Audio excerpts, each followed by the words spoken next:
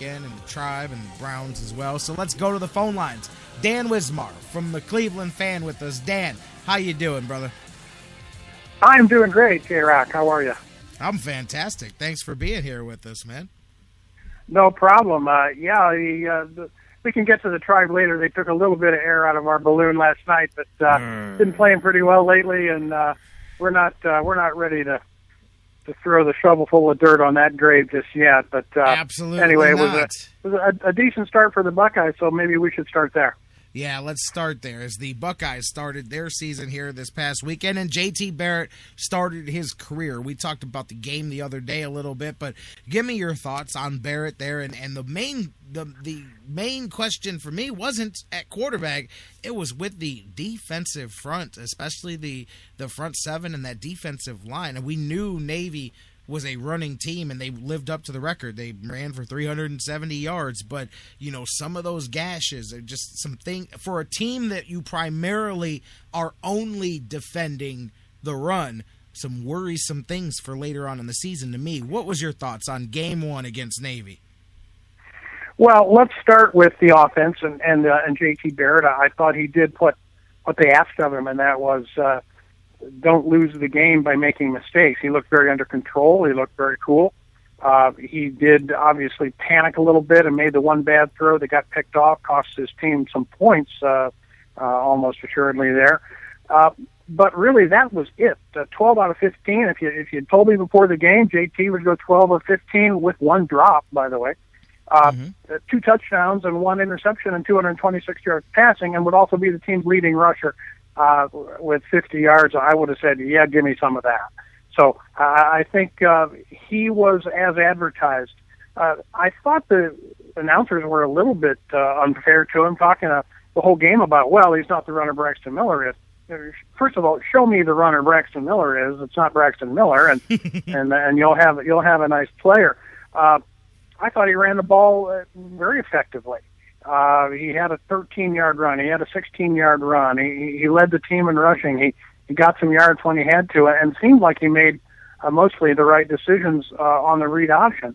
I thought maybe the one time he didn't make the right decision there was when they're down on the goal line around the 5 or 6 yard line with about a 3rd and 2 in the red zone, and they strung out an option play and looked like he had an opening to dart through himself on a keeper and at least pick up the first down, if not go into the end zone. And he chose to pitch it out, and Elliott took a 5-6 yard loss on the play. It was really the only time you could point to saying, wow, JT really should have gone the other way on that one. But on balance, I was happy with it. I think we saw what I'd been predicting for 3 months here now, that there's a lot of speed and talent at the skill positions for the Buckeyes, and you saw that with 6 different players carrying the ball for Ohio State, also 6 different receivers catching the ball for Ohio State. We saw a little bit of a glimpse of that depth and skill on the skill position spots that we've been talking about and we've been anticipating so much. On the other side, you're right that it was very striking to me, very puzzling to me, why it looked like Chris Ash made the decision to try to deal with the triple option pitch man with his middle linebacker. I mean, that's really what he decided to do. He played either Grant or Perry or whoever was in the middle, 7-8 yards deep, and had him flowing to the play side every time, even if the handoff went to the dive back, and so many times, at least 2 or 3 times, you saw Perry or Grant vacating the middle from the linebacker spot because his assignment was to deal with the pitch man and have the middle be wide open for a fullback or for a tailback running a counter or something. One of the first 2 options on the triple option. I was mystified why they didn't sort of go with a more traditional defense of the triple option, which is to have a defensive end be responsible for the middle linebacker take the fullback dive, an end or an outside linebacker take the quarterback, and have a corner or a safety assigned to the pitch man. Seemed like the Buckeyes were repeatedly kind of surprised that the third option and the triple option got the ball, and they had nobody out there in the flat to make that tackle. So, and it seemed like it got worse instead of better as the game went on. In the third quarter, the Buckeyes were really sort of back on their heels on defense. For all the as much as you hate to say it, it looked like Navy wanted it more. Navy was more motivated, working harder, and it looked bad. When especially the Buckeyes are down 14-13, and Navy's driving, seemingly in control of the game and ripping off big chunks of yardage with no apparent answer apparent for the Buckeyes. So they got a big sack from Curtis Grant and forced a punt, and one play later you got an 80-yard touchdown pass, and the planets are aligned properly once again for Buckeye fans. But it was really touch and go there for a while, and Meyer said after the game that they're not even going to look at the defensive film because they're never going to, they're not going to face another team like that. Although if I'm a future Buckeye opponent, I might consider putting an option play into my playbook just to see if the Buckeyes have anything figured out.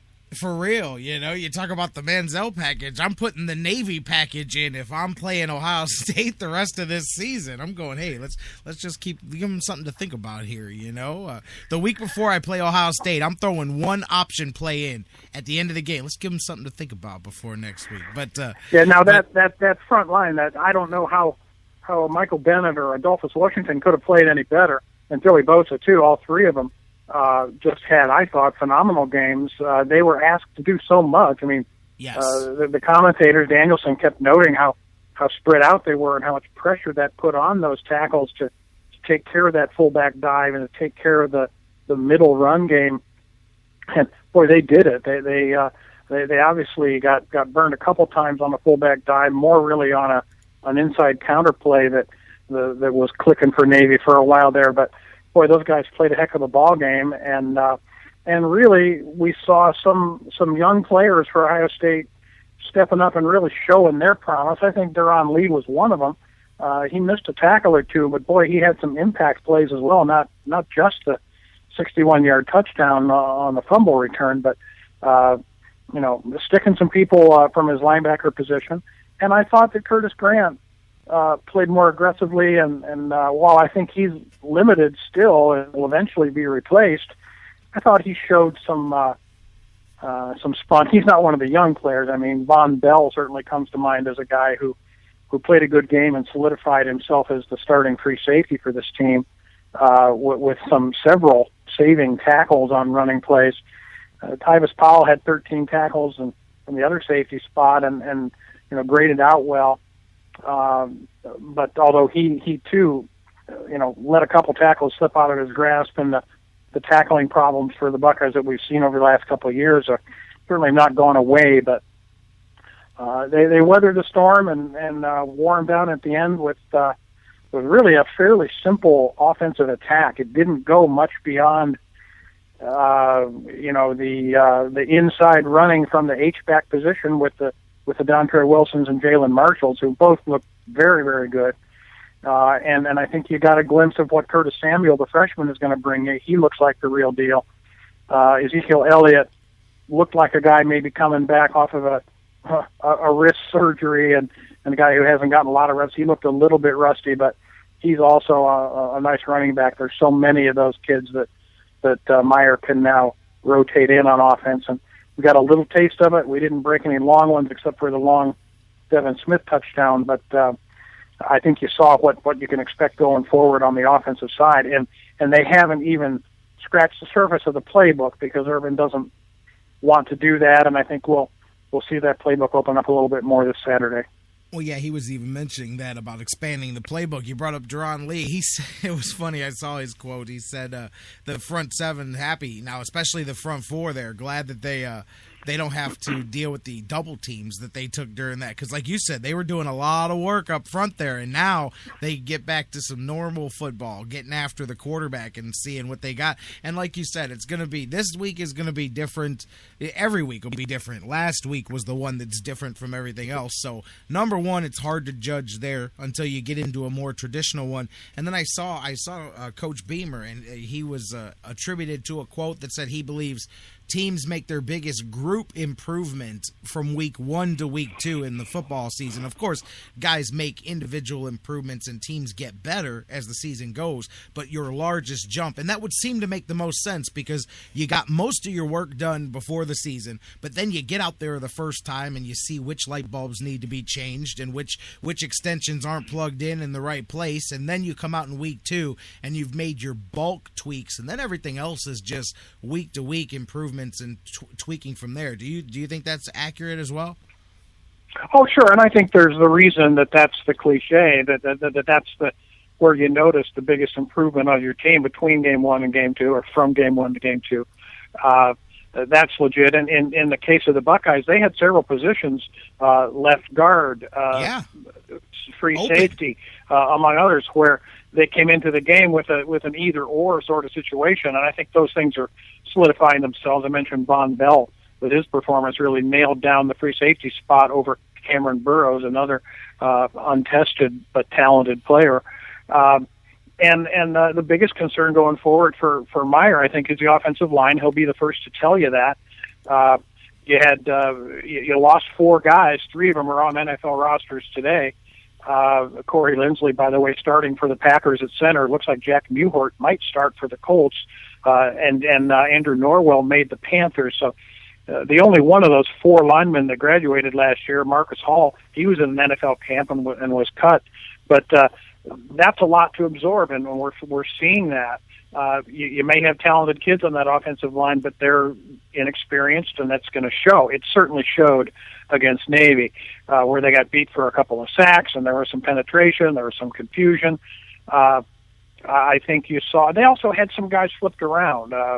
Pat Elflein, who they like very much as a guard, and got 2 starts last year in the last 2 games, had been playing right guard. Now, for some reason, he was over playing left guard on Saturday next to Taylor Decker. That was explained by saying that they wanted to put their 2 best offensive linemen on the same side, and they were going to predominantly run left, which they did. But it's putting guys out of position where they've been practicing not only last year, but this spring and summer. Baldwin on the right tackle spot, the senior first-year starter, got beat once noticeably, but he had a pretty solid game. Seemed like the problems offensively on the line were in the middle at the center and the guard spots. They've got a smallish center in Jacoby Boren. He's only about 280 only. In this day and age, that's small. And that showed. He was up against a 300-pound nose guard and got pushed around a little bit. So it remains to be seen how they're going to deal with that. Maybe Lindsey, the transfer from Alabama, might get a shot there. They also think that Elflein, who's been starting at guard, is their best center as well. It might be interesting to see, if they might move him over to center and use Billy Price and Joel Hale both at guards, or some other combination involving a Chase Ferris or someone else on that interior to kind of shore that up. That might have to wait 1 more week at least before some of those changes happen. I think we'll probably see a similar lineup and Boren starting again at center. But that small center, Boren, is up against a really, really talented nose guard this week, and Luther Maddie for Virginia Tech, who's a player that's getting some All-America mention at about 310 or so, and that'll be a real handful to see how the Buckeyes interior handles him and the rest of a pretty good front 4 for the Hokies this Saturday. Well, what do you think here with Virginia Tech now, obviously back in front of the home crowd and getting things started on that slate? Some people have said, oh, man, sniffing upset here. And my gut was churning a bit. I said, man, am I going to go on the air and say, because I've got this feeling. I'm not completely sold, man, but I got this feeling.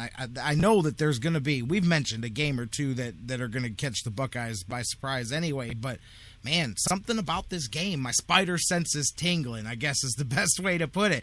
And I almost came on the air today and said, man, maybe there's an upset in the making, and I guess I'll kick myself if it happens and I didn't say it. But what do you think? What is the likelihood in your idea that that Virginia Tech can upset the Buckeyes here? Some people think it's possible. Some people say too big of a gap between the two. I know Virginia Tech, their last 7 games against ranked teams, they've lost 6 of them. So playing on the big stage, not something that they've done well in the last few years. I don't think this is an upset Saturday. I think the Buckeyes win, and I would say probably double-digit win. I think the Virginia Tech is a little green on offense. They have 9 new starters on offense, including a transfer quarterback from Texas Tech. They'll be winging the ball around.